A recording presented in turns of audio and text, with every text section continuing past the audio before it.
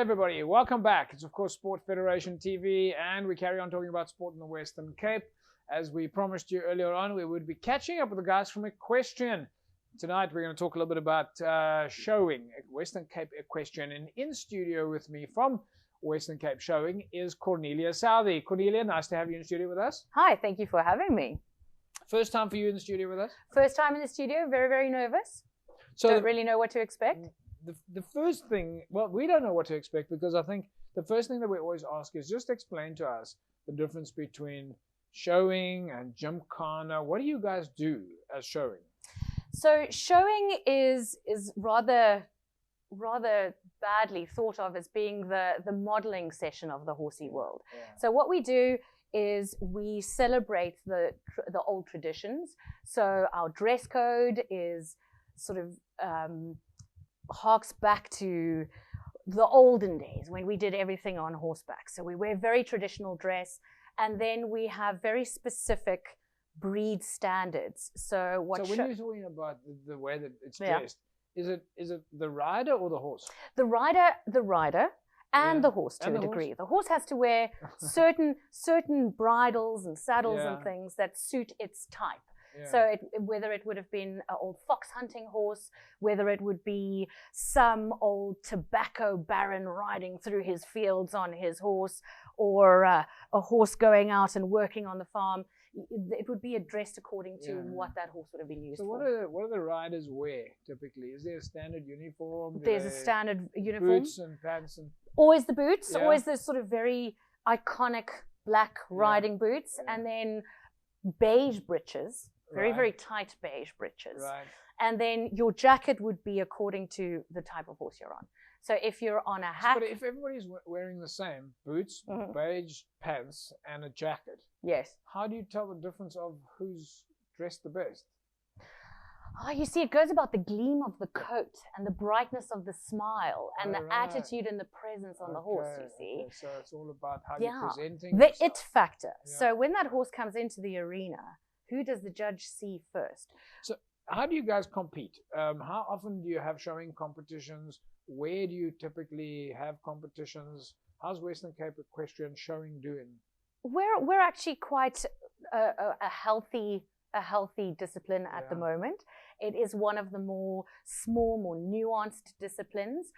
We have a show about once every 2 months, and we generally try and scatter it around all the clubs in the Western Cape. So everywhere from Constantia through to Stellenbosch, at Stellenbosch District Riding Club, Europa, we would host various shows. Do you have to work quite hard at preparing for showing? Is it physically demanding, or is it all about you and your horse? I mean, do you have to go to gym?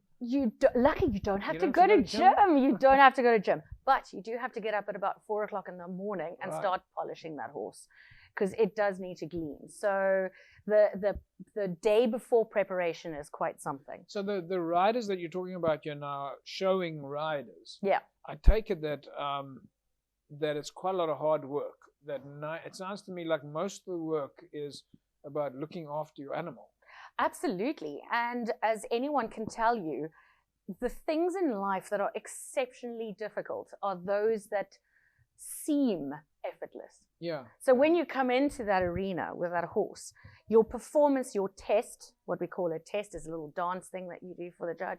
It must look seamless and invisible. Yeah. And you should just look like you're sitting there and the horse does all the work. And that takes a lot of practice and patience and hard tack behind the scenes. So talking about work, what you're explaining to me now is that as someone who is dealing in the animal space, there must be lots of different dynamics.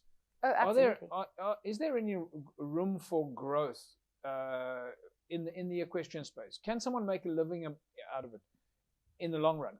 Is it employable? You got things like vets and farriers and so on. What are the pathways for people who get involved with equestrian? So what is absolutely wonderful about equestrian is that you have the opportunity to have this passion subject at school. Yeah. So schools offer equine studies as a subject. You could do it at any school. You could do it as an 8th elective subject, or there are a couple of schools that actually offer it in-house. Very easy, very accessible, because you do your classes online. And what they've done is there are 3 different categories. So your one category, for example, would be competitive riding. Now that's aimed at your top tier athlete, your high performance athlete, and then it goes all the way down to doing a non-riding, which is your more sort of cerebral career option, like your vet, your physiotherapist, your dentist. So all looking after the horses. So you're talking about horse dentistry, horse physiotherapy, horse chiropractor. And you can study this at school. You can study this at school. This is a school subject. Right. After school, you can then branch out. If you were to go to veterinary, obviously Onderstepoort, there are various colleges and institutions that would train the more specialized things like farriery. Tell me a little bit about what you do. You're in Worcester. We're in Worcester. You've got a club there, an academy there. We do. It's Clear Round Equestrian. Clear Round. Clear Round Equestrian. Clear Round Equestrian. It's a little bit of an arrogant name, I suppose, but it's Clear Round Equestrian. And we train coaches for the future. Right. So young people out of school that have got a matric will come to us. They'll spend 2 years in-house training with us.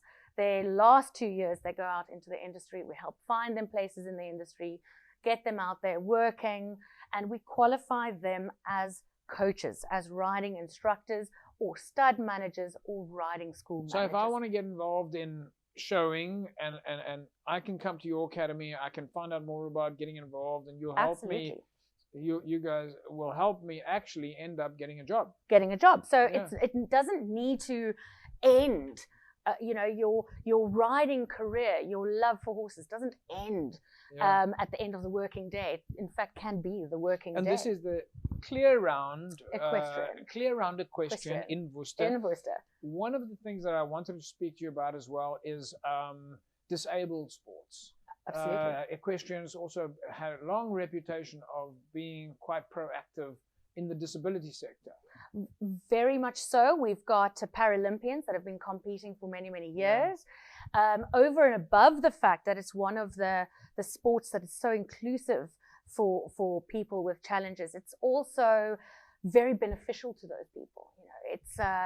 It physically can help heal, it mentally can help heal, and the applications of it as a therapeutic tool is almost unparalleled, both inside and outside. Can you give me an example? Can you give me an example of maybe some case where one can understand from a practical point of view? We know that there's many different applications, but give me one. So I'll give you an amazing story. A couple of years ago, this was at South African Riding for the Disabled. There was a little girl. She had, I believe, fallen into a swimming pool and had essentially drowned and sort of was rescued. And she had, I don't know what the medical term is, but she basically was a complete paraplegic, and no speech, no clear emotion. And she would come for riding lessons in Constantia at the South African Riding for Disabled, and we must have worked with her for about 6 months, and I'll never forget, she was just a body, just this body, and we would place her over the horse and let the horse move, and this of course massages muscles and all these good things, increases blood flow and wonderful things. And the one day she was lying on her back on the pony, and she was looking up at the oak trees, and she smiled. And that is something that she'd never been able to do. And there was getting on the horse actually helped. Absolutely. And that moment of realization, how much pleasure it was giving that kid. Because when you get onto that horse, you can do whatever you want. Claire, if I want to come and join your school, how do I get hold of you guys? Look us up on Facebook, Clear Round Equestrian on Facebook, and all the contact details are there. Fantastic. There we go, folks. Cornelia Southey from Clear Round Equestrian Academy out in Worcester, and of course Western Cape Equestrian and Western Cape Showing. We'll talk more about Equestrian in the weeks to come, as we have been. Don't go away. Back in a sec.